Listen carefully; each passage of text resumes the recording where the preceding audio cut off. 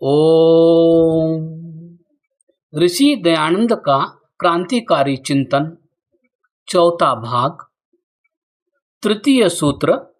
वेद सर्वोपरि सर्वस्वीकार्य शास्त्र हैं। महर्षि दयानंद ने अपने इस मंतव्य को दृढ़ता से स्थापित किया और बताया कि भारतवर्षीय आर्य जाति की उन्नति और प्रगति वेदाधारित शिक्षाओं को अपनाने से ही संभव है। वेदों की ओर लौटने की बात जब उन्होंने कही तो इसका अर्थ यह नहीं था कि वे वर्तमान यथार्थ से मुंह मोड़कर मानवता को अंधकारपूर्ण मध्य युग की ओर ले जाना चाहते थे। उनकी दृष्टि में वेदोक्त धर्म मनुष्य की सर्वांगीण उन्नति में सहायक तथा उसे प्रगति की ओर बढ़ने में सहायता देने वाला है। वेद मानव जाति के सर्वाधिक प्राचीन धर्म ग्रंथ। यदि प्रचलित भाषा में कुरान, बाइबिल, इंजील आदि की भांति वेदों को भी किसी मत पंथ या धर्म का मान्य ग्रंथ कहा जाए तो भी यह मानना होगा कि वेद संसार के सर्वाधिक प्राचीन धर्म ग्रंथ हैं। उनसे पुराना कोई ग्रंथ आज संसार के पुस्तकालय में मौजूद नहीं है। जो पाश्चात्य या भारतीय विद्वान चारों वेदों का आविर्भाव या प्रादुर्भाव काल एक सा समान नहीं मानते, उन्होंने भी इतना तो स्वीकार किया है कि वेद मानव जाति के आदिम ग्रंथ हैं। धर्म, दर्शन, नीति और सदाचार सिखाने वाला उनसे अधिक पुराना कोई धर्म ग्रंथ आज इस धरती पर नहीं है।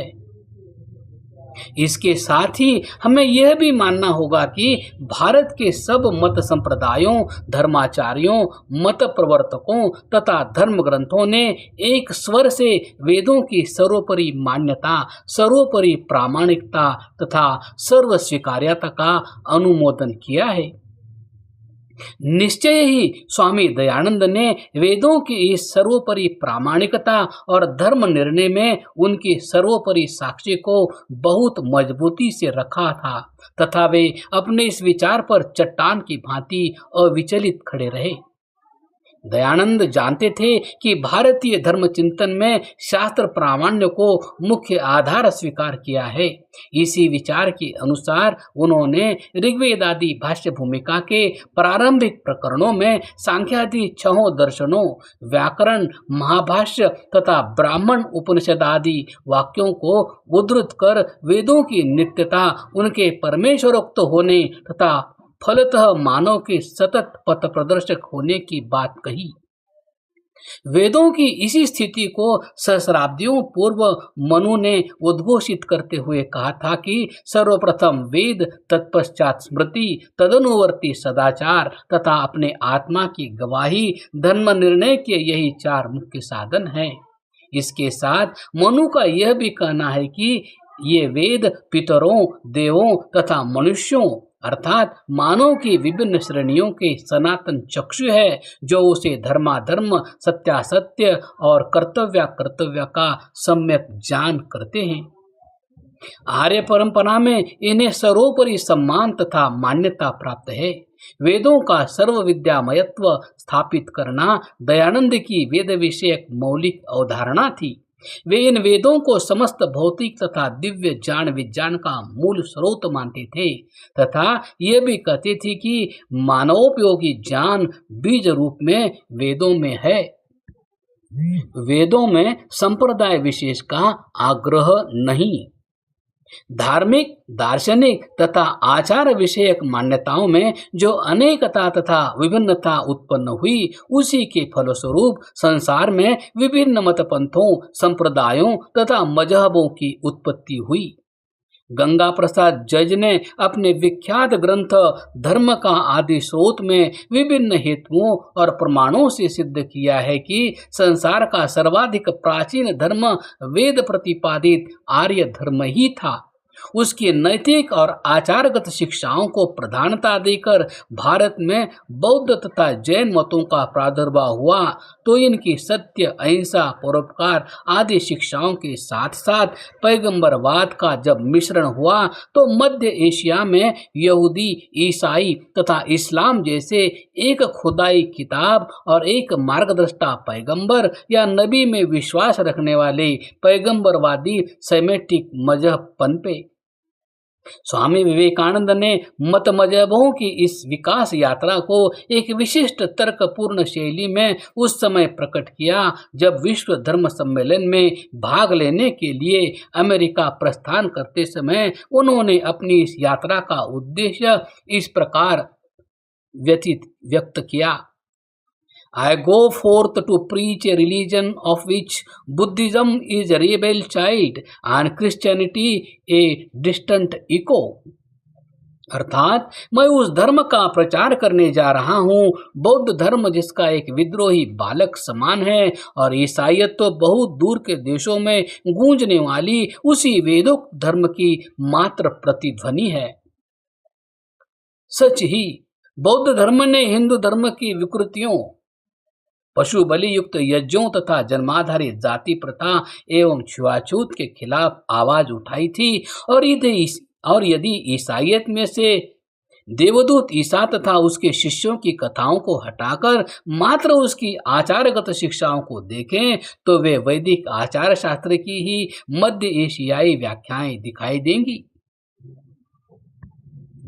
वेदों की शिक्षा असांप्रदायिक तथा नितांत मानवीय है। प्रचलित मत संप्रदायों में मान्य ग्रंथों पर किसी न किसी संप्रदाय की एकांतिक मान्यता का ठप्पा लगा हुआ है। गुरुओं की शिक्षाओं का संग्रह सिखों के लिए ईश्वर वाक्य की भांति मान्य है, तो कुरान की उत्पत्ति चाहे अरब की मध्यकालीन स्थिति विशेष में हुई हो, किंतु आज वह संसार के समस्त मुसलमानों के लिए एकमात्र खुदाई पुस्तक है। बाइबिल के पुराने और नए अहदनामों में यहूदी और ईसाई मान्यता देते हैं, तो पारसियों की धर्म पुस्तक जिंदावस्था उन्हीं लोगों को स्वीकार्य है। हिंदुओं के मान्य धर्म ग्रंथ विभिन्न देवी देवताओं को मान्यता देते हैं और एक दूसरे से पृथकता रखते हैं। श्रीमद् भागवत और विष्णु पुराण वैष्णवों को मान्य है, तो शिव और लिंग पुराण शैवों के लिए आदरणीय है। देवी भागवत और वैष्णव भागवत की प्रतिद्वंद्विता विख्यात है, क्योंकि ये दोनों स्वयं को महापुराण घोषित करते हैं। श्रीमद् भागवत की कथा गांव-गांव, नगर-नगर में होती है, जबकि देवी भागवत को कोई पूछता तक नहीं। इसी प्रकार संस्कृत का धार्मिक साहित्य वैदिक वांग्मय से भिन्न सांप्रदायिक संकीर्णता में उलझा हुआ है। मात्र वेद ही वे ग्रंथ हैं जिन पर किसी संप्रदाय विशेष का ठप्पा नहीं लगा है। हिंदू धर्म के सभी मत संप्रदायों, धर्माचार्यों, मठाधीशों तथा महामंडलेश्वरों, इन सब का आदर वेदों को प्राप्त है। जब वेद के किसी भाग को प्रमाण रूप में प्रस्तुत किया जाता है, तो अपने सभी पूर्वाग्रहों तथा रूढ़िबद्ध धारणाओं को त्याग कर हम उसके आगे नतमस्तक होते हैं। यही वेद की सर्वस्वीकार्यता तथा असांप्रदायिकता है। वेदों की शिक्षाएं नितांत मानवीय, सार्वभौम, सार्वकालिक तथा देश काल निरपेक्ष हैं। धरती के किसी छोर में बसने वाला मनुष्य तथा किसी काल विशेष का नागरिक वेद की शिक्षाओं को स्वीकार करने में ननुनच नहीं करेगा। वेद मंत्रों में निहित विचार तथा विषय किसी स्थान, देश या जाति विशेष को ध्यान में रखकर अस्तित्व में नहीं आए हैं। उनमें वर्णित उपदेश भी मानव के सर्वांगीण उत्थान की रूपरेखा प्रस्तुत करते हैं। वे इहलोक और परलोक दोनों की बात करते हैं। व्यक्ति से लेकर राष्ट्र ही नहीं, अपितु समग्र भूमंडल की कल्याण कामना और हित सिद्धि वेदों का प्रतिपाद्य है। इस कथन को इस प्रकार समझा जा सकता है। वेदों की सर्वविध प्रासंगिकता। सर्वप्रथम मानव शरीर के सर्वांगीण विकास की बात करें। शरीर के अवयव तथा अंग प्रत्यंग को स्वस्थ और निरोग रखना मनुष्य का प्राथमिक कर्तव्य बताया गया है। पशेम शरदः शतम्, आदि यजुर्वेद की सूक्ति इसी ओर संकेत करती है। शरीर के उपरांत जब मानव के मन और बुद्धि की बात आती है तो वेद ने मनुष्य के मन को शिव संकल्पों वाला होने पर बल दिया। तन्मे मनः शिव संकल्पमस्तु। साथ ही मानवीय बुद्धि को देवोपम बनाने की बात कही। हम देवताओं की सुमति से संपन्न हो तथा वयम देवानाम सुमतौ स्याम, देवताओं की सुमति में रहे, देवों का सख्य प्राप्त करें और दानवीय वृत्तियों को त्यागे, यह वेदों की सतत कामना रही है। व्यक्ति की उन्नति के पश्चात परिवार और समूह की उन्नति की बात करें तो माता पिता भाई भगिनी सखा तथा अन्य परिजनों के प्रति स्वकर्तव्य की शिक्षा वेद देते हैं। परिवार की ही भांति सामाजिक सामंजस्य तथा समष्टिगत ऐक्य को बढ़ाने के स्वर्णिम सूत्र वेदों में यत्र तत्र पाए जाते हैं। वेद जब धरती को माता कहकर पुकारता है तो वह उसके संपूर्ण वैभव तथा उसकी सुरम्य छटा के वर्णन में कोई कृपणता नहीं करता। अथर्ववेद का पृथ्वी सूक्त इस बात का प्रमाण है कि किसी देश या क्षेत्र विशेष का नाम लिए बिना वेद संपूर्ण धरती को मानव की निवास स्थली मानता है और यहाँ की वृक्षों वनस्पतियों आरण्यक पशुओं जीव जंतुओं नदियों पर्वतों विभिन्न ऋतुरंगों जीव जगत के सभी संभारों पर उसकी गहरी नजर पहुंची है। अंततः धरती माता की उपासक की यह कामना अत्यंत मनोज्य है कि यदि यह धरित्री उसके योगक्षम की सामग्री जुटाने में कोई कोताही नहीं करती तो कृतज्ञ मनुष्य भी उसके लिए सभी प्रकार की बलियां देने के लिए तत्पर है। धर्म दर्शन नीति व आचार की सर्वोच्च शिक्षा के आकर ग्रंथ वेद। भारतीय चिंतन में धर्म को कर्तव्य का बोधक तथा मानव के योगक्षेम का वाहक माना गया है। इस दृष्टि से मानव के लिए करणीय कर्मों का प्रावधान वेदों में मिलता है तो दर्शन शास्त्र द्वारा प्रस्तुत किए गए सभी सूक्ष्म स्थूल प्रश्नों का समाधान भी वेदों में पाया जाता है। वेद की दृष्टि में यज्ञ रूपी परोपकार वृत्ति मानव का सर्वोच्च धर्म है। ईश्वर जीव प्रकृति परलोक सृष्टि रचना आदि सभी दार्शनिक प्रश्नों की सुगूढ़ मीमांसा वेदों के विभिन्न सूक्तों में पाई जाती है। इस दृष्टि से तो वेदों में अस्यवाम्य सूक्त नासदीय सूक्त हिरण्यगर्भ सूक्त आदि विशेष रूप से विचारणीय है। वैयक्तिक और समष्टिगत इति कर्तव्यों का वेदोक्त विधान निरपवाद रूप में मानव समाज के लिए आचरण के योग्य तथा व्यवहार में लाने लायक है। सभी मानवों को समान बताकर तथा परस्पर बंधु तथा भ्राता का सा दर्जा देकर वेदों ने स्वयं को मानव के सर्वसम्मत धर्मशास्त्र के आसन पर ला बिठाया है। वेद सर्वोपरि क्यों? स्वामी दयानंद ने वेदों को सर्वोपरि प्रमाण और मान्य यदि घोषित किया तो इसके लिए उनके पास सुविचारित तर्क और युक्तियां थी।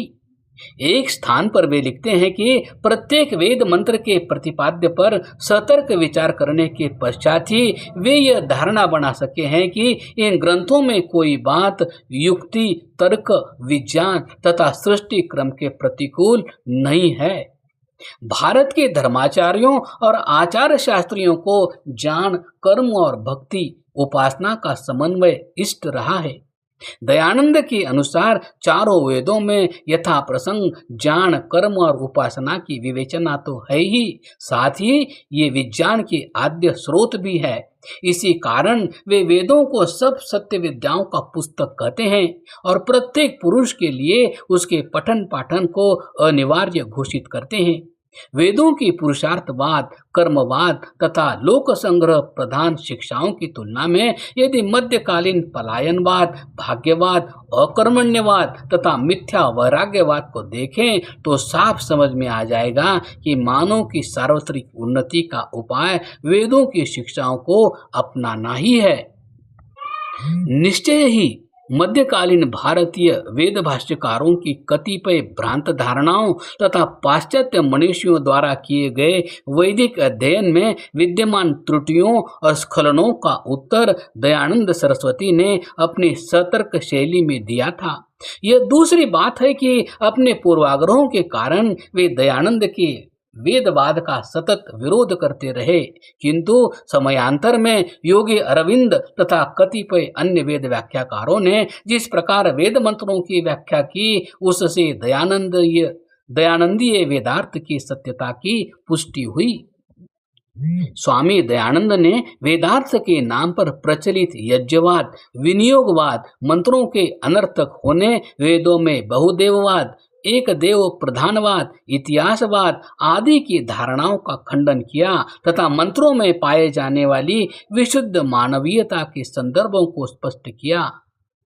मित्रस्य चक्षुषा सर्वाणि भूतानि समीक्षन्ताम् सर्वभूतेषु चात्मानं ततो न विचिकित्सति सर्वा आशा मम मित्रम भवन्तु आदि वैदिक सूक्तियां वेदों में व्यापक मानवीय भावनाओं की विद्यमानता घोषित करती हैं।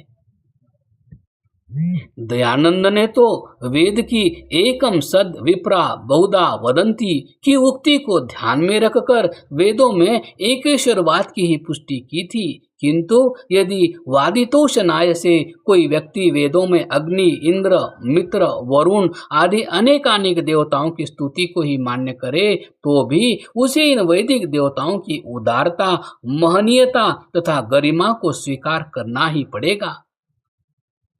माना कि पुराण काल तक आते आते वैदिक देवताओं की चारित्रिक उच्चता का क्षरण हो गया था तथा इन नवीन ग्रंथों में उनका चरित्र अत्यंत कुत्सित, लांछनायुक्त तथा गर्हनीय दिखाया गया था, तथापि वेदों में इंद्र तथा अग्नि के जिस गौरव और तेज का वर्णन है, वरुण की जिस सर्वजता, दयालुता तथा न्यायशीलता का उल्लेख हुआ है, सविता द्वारा दुरितों के विनाश तथा भद्र भावना के प्रसार की बात कही गई है, इससे सिद्ध होता है कि वेदों का यह देवतावाद भी मनुष्य को उन्नति के सर्वोच्च सोपान पर ले जाने में सक्षम है।